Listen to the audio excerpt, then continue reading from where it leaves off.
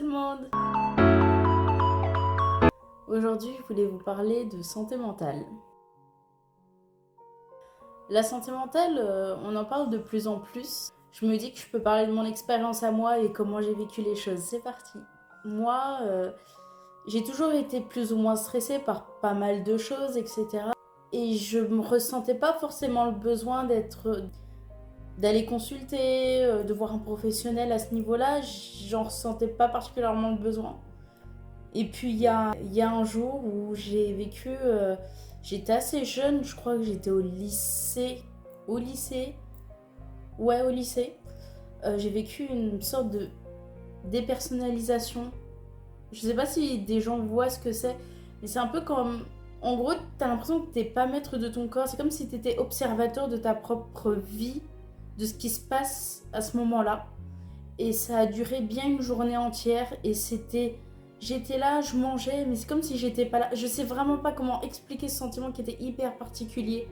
Mais en fait, ça a été vraiment le déclencheur de...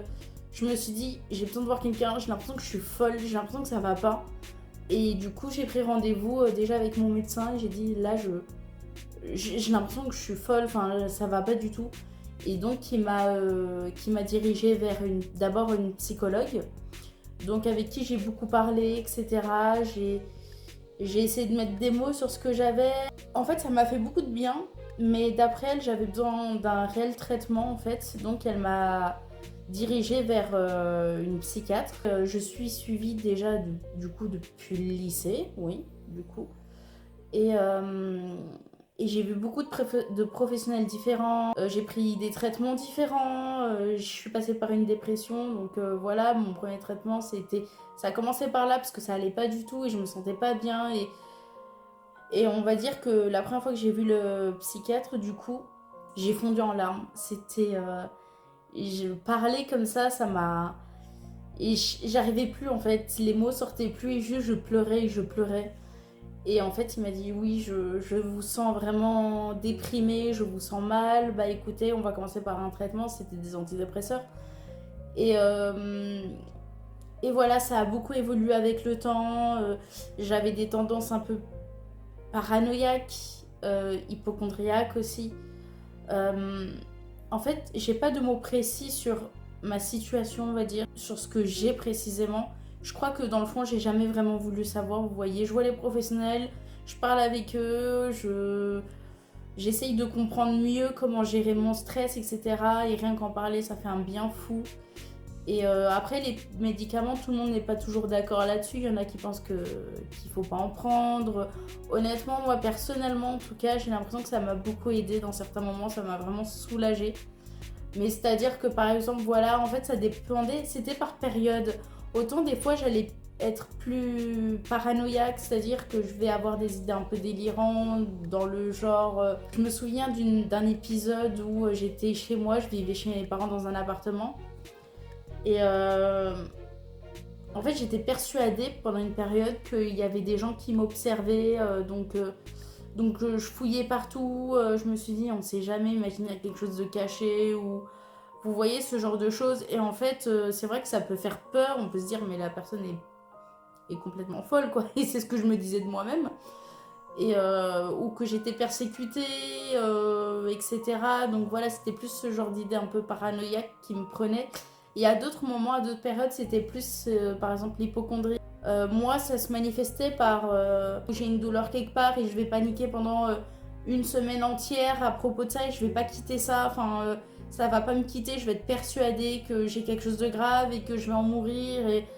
Et, euh, et en fait, c'est horrible à vivre au quotidien parce qu'en fait, ça nous embête, nous, dans notre vie de tous les jours. Mais c'est vrai que les gens qui sont autour de nous, bah, les gens qui ne connaissent pas ça, c'est vrai que c'est dur à vivre pour eux aussi parce que je vois que... Enfin, j'ai l'impression que c'est vrai que ça doit énerver, saouler même, on va dire, des gens autour de moi et c'est pas voulu vraiment. Mais c'est que c'est intense et je recherche beaucoup de réconfort, quoi. Et voilà, en fait, ça a jonglé entre certaines périodes, d'autres, machin. Les médicaments faisaient que ça s'était atténué. Et puis j'ai passé des examens même à Sainte-Anne, je sais pas pour ceux qui connaissent l'hôpital psychiatrique à Paris. J'ai passé des examens là-bas, une IRM, etc. Bref, j'ai fait pas mal de choses, j'ai vu pas mal de personnes. Et c'est vrai que c'était par période en fait. Autant pendant certaines périodes ça va aller bien, je vais être bien, je vais me sentir bien. Il y a d'autres périodes, je vais être complètement au bout de ma vie. Et j'ai l'impression que j'ai plus de contrôle, j'ai l'impression que je sais pas ce qui m'arrive, j'ai l'impression que je deviens folle vraiment. Bah c'est hyper dur à vivre quoi. Par exemple cette année j'ai travaillé du coup, je travaille avec des jeunes enfants. Et cette année j'ai eu une période et je sais pas ce qui m'a pris, je suis tombée malade. Et en fait ça m'a mis un stress énorme. Et c'est-à-dire que pendant une semaine j'ai même dû être arrêtée par mon médecin, etc. Parce que ça allait pas, enfin je faisais des crises d'angoisse à répétition, mais j'ai jamais eu des choses aussi fortes que ça. Mais ça passait toujours, et en fait, je suis toujours dans la peur que ça revienne, et j'arrive pas à le contrôler, et je n'ai pas l'impression de voir les choses venir. J'ai pas l'impression de voir la crise arriver, en fait. Et c'est vrai qu'on pourrait se dire que quelqu'un qui fait une crise d'angoisse, il est forcément là, tu vois, il peut pas respirer, il est là, il est bloqué et tout, que ça se... Alors que moi, je suis plutôt là comme ça. Et j'ai l'impression que ça va pas et que je vais tomber dans les pommes et que je vais mourir et ça me... C'est horrible comme sensation, franchement. Et ça m'a fait ça pendant une bonne semaine non-stop, ça m'arrivait tous les jours. Et c'est là du coup que j'ai repris des antidépresseurs qui agissent sur l'anxiété et qui ont beaucoup calmé ça d'ailleurs. Et ça m'a fait beaucoup de bien. Donc en ce moment ça va mieux. Mais c'est vraiment quelque chose de très particulier. Et c'est vrai que les personnes autour de moi ont eu du mal à le vivre aussi parce que c'est vrai qu'ils ne comprennent pas et qu'ils se disent...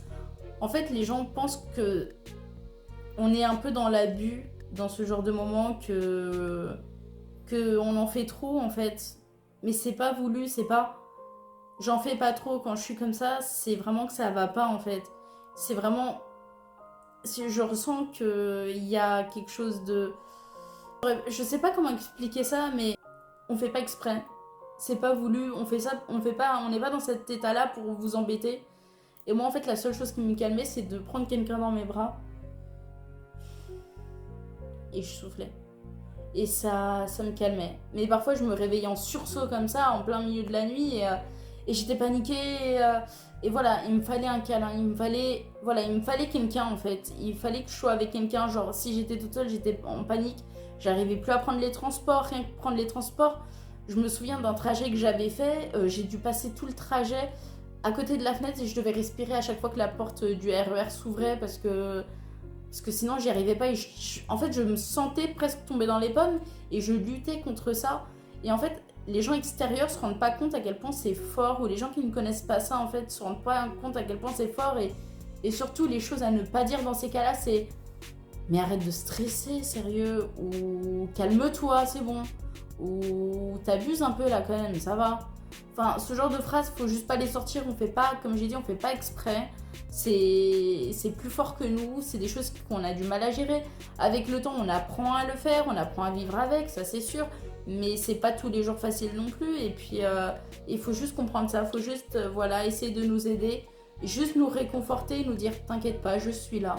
T'inquiète pas, ça va aller. T'inquiète pas.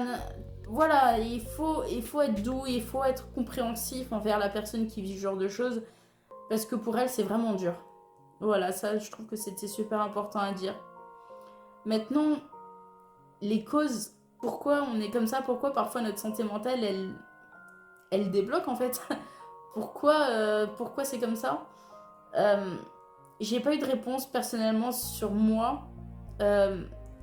J'ai peut-être une piste. Enfin, je sais que quand j'étais très jeune, bah, c'est très personnel, mais mon père a eu des gros problèmes de santé et puis vraiment, ça a été très difficile et puis voilà, et je vais pas rentrer dans les détails, mais j'ai cru vraiment que c'était la fin et j'étais vraiment très très jeune, donc en fait, je me dis ça a peut-être joué un rôle dans le fait qu'aujourd'hui, j'ai peur, je sois paniquée, j'ai ce stress qui m'envahit parfois, peut-être mon hypocondrie, la peur de mourir, ces angoisses-là, je me dis que c'est peut-être lié à cet épisode de ma vie, mais en fait, c'est vrai qu'il y a des gens qui pourraient dire, mais c'est bon, c'est rien. Enfin, je veux dire, il y a des gens, ils ont vécu des choses bien pires, certes.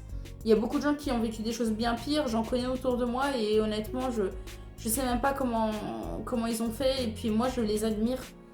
Je pense juste qu'il y a des gens qui sont plus sensibles que d'autres, mais je pense qu'on n'est pas égaux tous au niveau de notre santé mentale, voilà, à tous les niveaux, quoi. On n'est pas pareil à tous les niveaux, et je crois que voilà, c'est en fonction de chaque personne. Si je peux vous donner un conseil, si vous vous sentez mal, si quelque chose ne va pas, si vous vous sentez angoissé ou très stressé, que ça vous gâche un peu la vie, que ça vous perturbe dans certains moments, que n'hésitez pas à consulter, vous n'êtes pas fou, vous n'êtes pas taré parce que vous allez voir un psychologue ou que vous consultez un psychiatre. C'est bien, il faut prendre soin de soi, c'est important. De nos jours, les gens sont de plus en plus stressés, et en fait, il y a différents niveaux et il faut pas avoir peur de consulter parce que c'est important. Il faut prendre soin de sa santé, il faut prendre soin de son mental, il faut prendre soin de tout. J'aurais qu'une chose à vous dire, c'est prenez soin de vous et faites attention aux gens qui vous entourent, qui sont touchés par ce genre de problème un peu psychologique, parce que c'est des maladies. Je vous assure que ce qu'il y a dans la tête, c'est hyper fort. Et malheureusement, c'est quelque chose qu'on ne voit pas. Mais la personne qui le ressent, bah, elle le ressent très fort. Voilà. Donc écoutez, j'espère que cette petite vidéo vous aura plu. Faites attention à vous, comme je dis, et puis je vous dis à la prochaine. Ciao!